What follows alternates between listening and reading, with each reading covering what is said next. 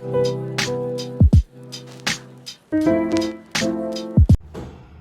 going on, everyone? What's going on? Welcome back, welcome back, welcome back. You know, it's your host, it's your boy Amos, and you know, we are living life in Embo.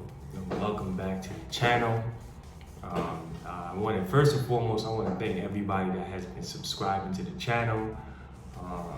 That means you like the content. I like everybody that's been hitting that like button. Hitting that subscribe button, hitting that like button, hitting that notification bell, because it does help with the algorithm of the channel. So I just want to thank everybody and give everybody a shout out to everyone that's been participating, in this process and this growth and watching this journey, and also getting the feedback. So it's good to see that I'm getting some good feedback, from back home. People are, back home in the States. People are telling me that they like the content, that they love it. They like the mall vlogs, because they get a chance to see Africa in a different light, because they don't really think that there's many things out here, but there's many things out here. And I'm glad people on the continent, my other home, my first home, is also enjoying the content. So, see the title of the video, I had to make this video. And the reason why, because out here on the continent, there's multiple people who has come up to me with the same question. How can I transition, or how can I get into America? And it just seems like, that's the first thing they're thinking about, when they meet me. Is, first they say, well, what are you doing here? Like, they're even shocked that I'm even talking about like coming back here, like to like relocate. So they're shocked just because of that. And then the second thing they want to know is like, how can I get over there? You know what I mean? Like, and I'm like, shoot, I don't know, man. Like, if you want to trade passports, man, and citizenships, like, let's go, let's do it. But unfortunately, it don't work like that. So a lot of people has asked me these questions, and I think the people who have asked me this, or people who I have conversations with this, it's maybe in the double digits by now, maybe at least like 10 people or more. So I want to give Africans on the continent 5 reasons why they may not want to relocate to America. So let me first off by stating in this, I'm not against. Let me start off by saying this. I am not against anybody who wants to relocate to America. I'm not against anybody who wants to have that experience. I'm not against anybody who wants to go there to work, because I totally understand why they want to go there, because there's a lot of jobs available there, and it actually gives them an opportunity to make some money because of the lack of jobs here on the continent. I'm totally not against that. Like, I get it. You want to go, you want to better yourself, you want to advance yourself. I totally get it, and I understand it, like, for real. But people must understand that in America, living in America, there are pros and there are that there are pros and there are cons with living in America. It's not all peachy and creamy and sweetie. Okay, that was a little corny. But anyways, what I'm saying is that it's not all it's not all peaches and cream. Like, it's not all. It's really not what people think it is. Like, the media has done a great job into selling people the American dream, which a lot of people now are currently opting out of. So let's get into it. So number 5, we have cost of living. So cost of living has grown and has been growing ever since the coronavirus pandemic. And because of cost of living, is a reason why I tell people, just be careful if you go out there. So one of the things I try to get people to understand that yes, if you transition from here to America, you will be making more money compared to what you was making in your country. However, the money that you're going to be making in America, in this new country that you're in, it doesn't measure up to the cost of living in that country. So yeah, you will be making more money, but you will also be spending more money on food. You will spend more money on clothes. You will spend more money on transportation. You will find yourself spending more money on everyday necessities and everyday things that we need in our lives. And so, yeah, so basically, like, you'll be getting paid and you're like, oh man, I made my first check. But then after you pay your first month's rent and you paid your light bill and you paid your gas bill and you paid your means for transport and you paid your grocery bill, you will actually see that money shrink tremendously. And that's what a lot of Americans are going through today. And this is why Americans are fleeing out of America. So since 2020, since the coronavirus pandemic, 5 million Americans who has relocated out of America into neighboring countries because of the cost of living. So we all know what happened with COVID. It shut everything down. It caused prices to go up, and prices have been going up ever since. The Federal Reserve has been printing money like crazy, which is causing inflation to rise in the country as well. So yes, you're going to be making more money, but it's almost like you're not really gonna see the whole thing, because first of all, you're gonna get taxed, right? So if you make $1,000, like let's say in a week, you made $1,000, after they hit you with taxes, you're gonna be left with probably about $700, $800, between there, because they're gonna tax you, and then, after that, once you, like I said, once you spend for your food, your means of transportation, and other things, your leisure, you going to the movies, I don't know, whatever the things that you like to do, because like going out to eat on a dinner date nowadays in the US for two, it's like 70, 80 bucks, just to go out to eat. The cost of fuel is more, man, like the cost of, just about everything has gone up in prices in the US. So what I tell people is to do this. This is the best advice that I tell people to do if they decide that they want to go work in the US. I tell them, do what other foreigners do, specifically the Mexicans. See, the Mexicans and people from the Caribbean islands have they understand this and they kind of mastered this. So because the US currency is stronger than their currencies, what they do, they will move into the US, they will live with family, they will live in very humbling or very humbled means. Like they don't mind sharing a room with 3-4 people. They don't mind sleeping on the floor, dressed to save their money up.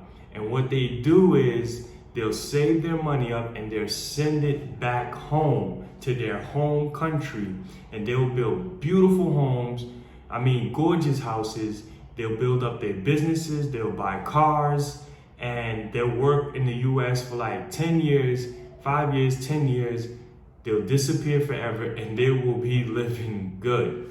So, you'll be surprised. Like, they'll be in the States, just a humble person, but a king back home. They'll show you their homes and you'll be surprised how big and beautiful their homes are. So this is what I try to tell people that want to go out there. I say, if you go out there, do not make a living. Don't try to start a life and make a life in the US, because you will end up in the same position just like every other black person or every other, so-called minority, that moves there. You're going to end up just living a rat race type lifestyle. You're going to just be living from paycheck to paycheck to paycheck, and you're going to just be working 2 jobs, tired, burnt out, just paying bills. You're just going to be living to pay bills.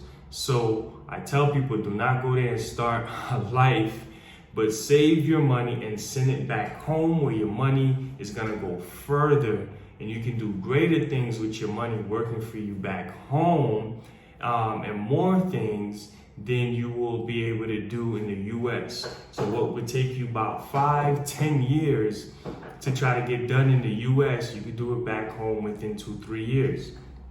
And I know this personally, trying to start businesses in the US is very hard, it's difficult to get funding.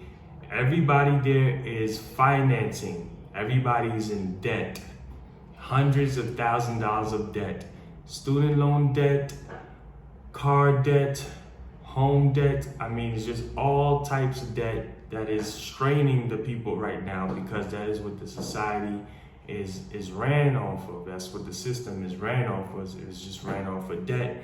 It benefits the corporations the most because it keeps people working. You know, that's what it's all about, keeping you working. And if you ain't working to pay off your debt, they're coming to turn off your lights, they're coming to get your home, they're coming to get your car. So don't get caught up in that trap. Save your money, send it back home. So now when you go back home, when you're done after 5-10 years and you're tired and you go back home, you're gonna be well off and better off. And you also will be providing jobs back home for your family members and other people as well. I know this personally. I know people who came from Congo. I know people who came from Nigeria. People who came to America rich. They had more money than us, even us in the States. Their parents were rich. And they got into the States and they didn't stay focused and they squandered their money and they end up getting into relationships. Now they just like any other American, regretting how they went about, you know, squandering their inheritance. So just be careful out there trying to go out there and keep up with the Joneses and try to live this American lifestyle. It can be dangerous. Right. Number 4, gun violence. A lot of people don't understand how violent it is in the US. A lot of people in Africa and African, I've been in the continent a few places, and for the most part, when you're in the outskirts and the villages in the countryside, it's very, very peaceful. It's not a lot going on. It's a little bit different here in the city, like in Johannesburg, certain parts in different cities around South Africa, you know. But for the most part, yeah, it is violence, but it's definitely not on the scale of what America is. So gun violence and violence in general and crime in general is just crazy right now. Most likely, most people that's gonna be coming from Africa into the United States are going to be in these cities. So they're going to start to see and experience, you know, the criminal elements and the criminal activity going on in the areas.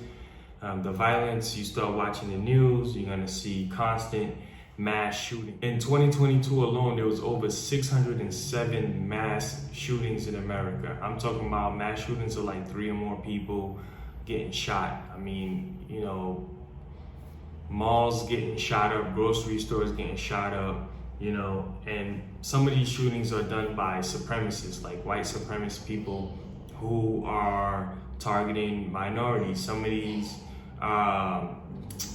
shootings are being done by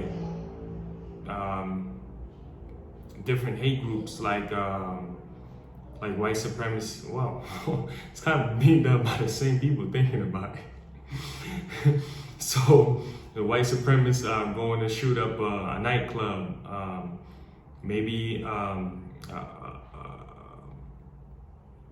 A white kid who's fed up with his classmates in his school, he goes up and he shoots up his whole school.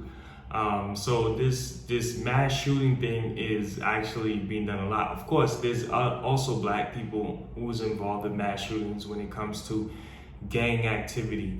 So gun violence in America is a real thing, and I just want to, just let people know that, yeah, you do definitely have to be careful out there, especially if you're living in the South where guns are legal and very accessible to anybody and is very affordable to buy. You know, within your first paycheck, you can go get maybe 2-3 guns and bullets. Like, it's very, very accessible.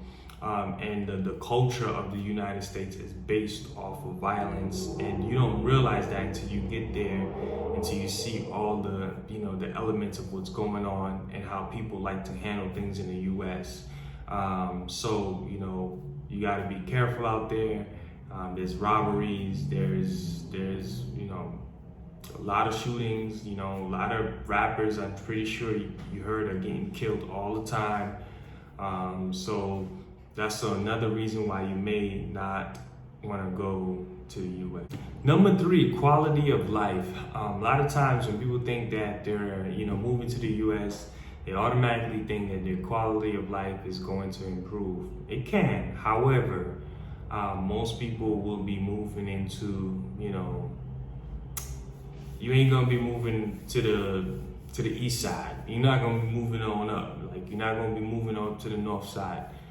Most likely, right? If you're going there to work, So what people don't understand is that the quality of life actually declines once you get to the U.S. because of the preservatives and the GMO products that they are pumping into the food is actually not really good for the human body, especially if you move to the colder areas. So now you're eating bad food. Not only that you're eating bad food, you're getting less sunlight because the winters are longer in the U.S. and less sunlight leads to vitamin D deficiency, which leads to all types of diseases.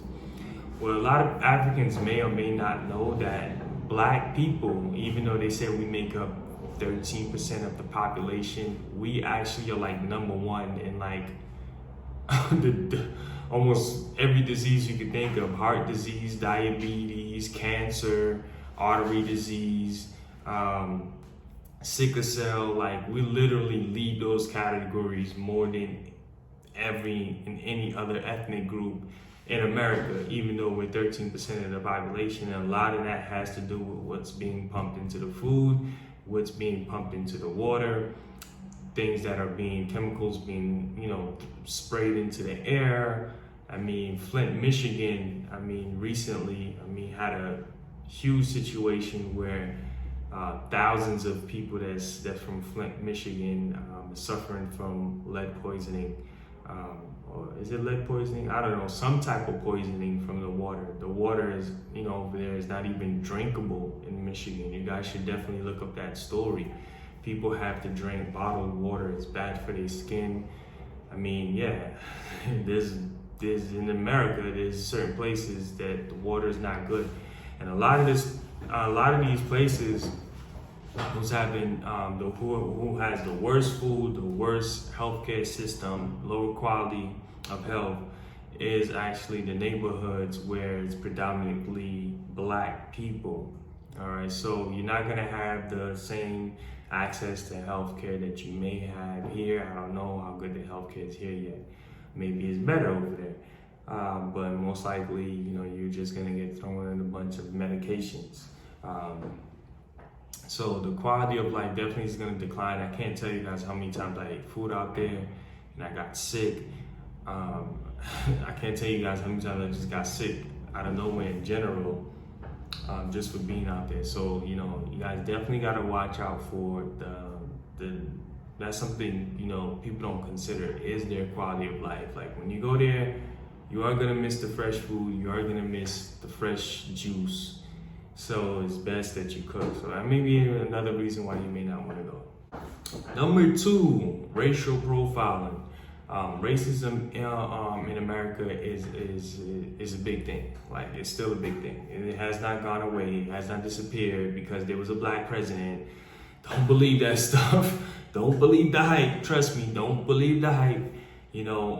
Things has not changed as far as racism go, racial profiling goes. So yeah, racism is still very there. It's very, very present in the job place. Goodness gracious, like, I can't tell you how many jobs I worked in the North where everybody, all your supervisors, everybody over you is white, and everybody, and you could tell they don't really like you, they just tolerate you, and you could tell that they'll try to do things to make you lose your job all the time, try to do things to make your job, to make your life at work horrible. And it's not just white people, but it's a lot of them, and then of course, you have your own people too that likes drama in the workplace. But racism in the workplace is there. Racism when it comes to getting financing in certain states, certain things, certain places. Those racist practices still go on to this day. Like, things haven't changed. Racial profiling from the police. If you're black, you're most likely to get pulled over. You're most likely to get a ticket. You're most likely to get falsely arrested, falsely accused. You're most likely to get killed, by a police officer. You know what I'm saying? He might, if you're black, you know what I'm saying? So point blank period, you are a target out there if you're black and you're driving around in certain neighborhoods. You're driving around in nice cars. So it's always important to be, fully aware of, your surroundings, where you're going, watching, or, where you at, especially who you hanging around with. Because racial profiling is there. The racism is still there, especially, like I said, in the workplace. I know a lot of people who's just living miserably in the workplace. At least here in Africa, you may have white-owned businesses, but the majority of people in there is going to be, the black people and even some of your supervisors and stuff. So you don't have to worry about that as much, because that can be a big deal if the owners of the business just want to be super racist. So that's number 2 reason why you may not want to move out there. Last but not least, number 1 reason I would tell people, careful about going out there right now as we speak, is because of World War III. Yeah, I'm being serious. World War III is a real thing. It's being talked about in the news. There's already been an article in the New York Times where this general, his U.S. general, said that there's a strong possibility that they're going to fight China head on in an all-out war by the year 2025. So this is a real thing. This is not something I'm making up. This is a real thing. World War III is like, I've been studying this stuff for a long time. Different books, prophecies, different cultures. It's something that is supposed to happen. Something that is gonna happen. So please do not think this World War III thing. Don't take it as a conspiracy. Do not take it lightly. So I'm telling people, be careful.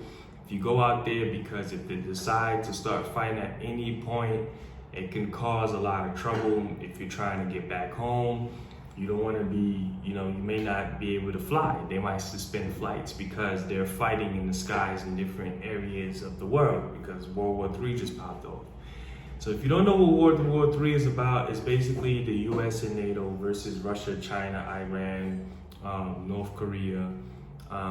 So they're looking to go head on in a head-to-head clash because of money, pretty much. Money, power, and power to hold over certain groups of people, like who's gonna be holding over, the blacks, pretty much in America, as slaves still, corporate slaves, and basically who's gonna be control over the new monetary system.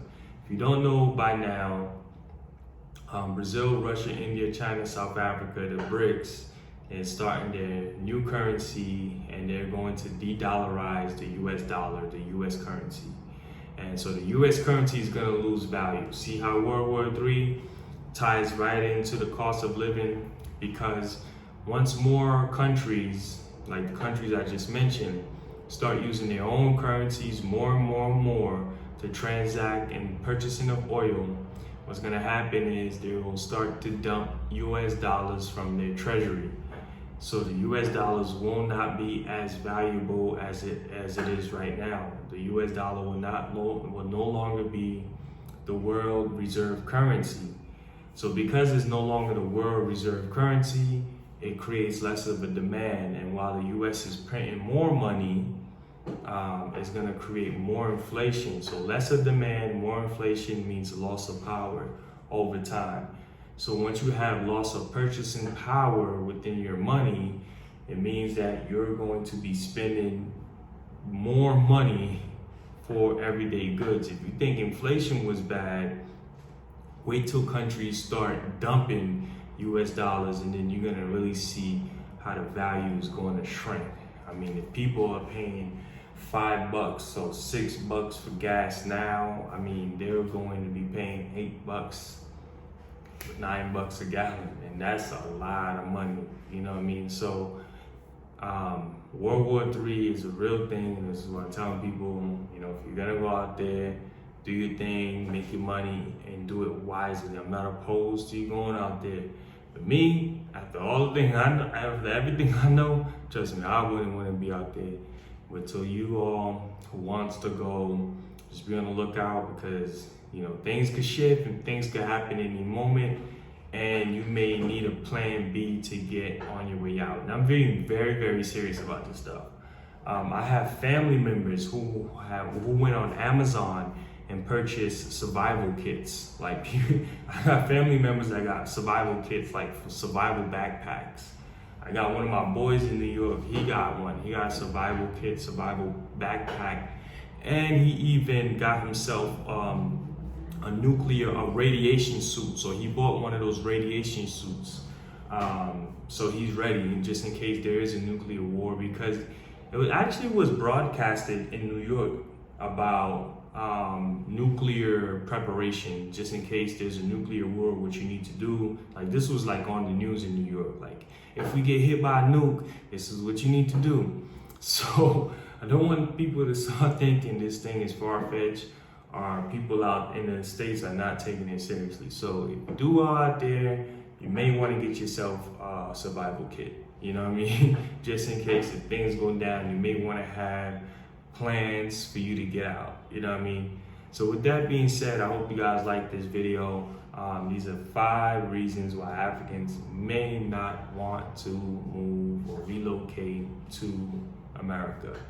I really see the continent is what's going to benefit off of this war the most. I've been telling you that. I've been telling people that for a long time. So because of this war, people on the countries in the continent is producing more gas. Because of this war, there's going to be a demand for resources. Because think about it, China is the #1 exporter to the U.S. The U.S. doesn't barely exports anything. They import more than they export.